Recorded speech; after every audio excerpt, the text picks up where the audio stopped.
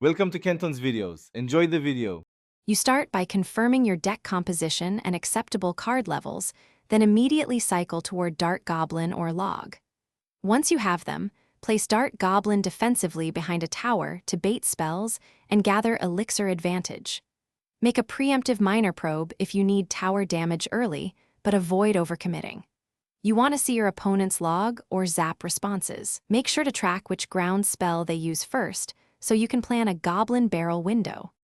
Once you establish an Elixir rhythm, apply constant chip pressure by pairing Dart Goblin with spaced Goblin Barrels to force reactive spells. If they use log early, punish with barrel placement on the opposite lane. If they zap, follow with minor to the weakened tower. Use Tornado to pull splash defenders away or to group troops for rocket value. You should keep cycling skeletons and goblin gang to maintain tempo. Make sure to track their counters so you don't overcommit into spells. You close by increasing pressure in double Elixir. Drop barrel more often while keeping Dart Goblin protected behind troops or tower. Once done, reserve rocket for clustered defenses or a final tower chip. Combine minor plus barrel to finish low health towers.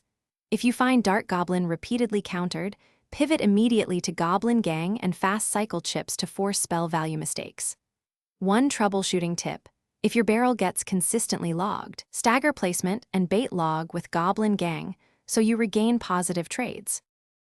Thanks for watching. Consider subscribing if we helped you.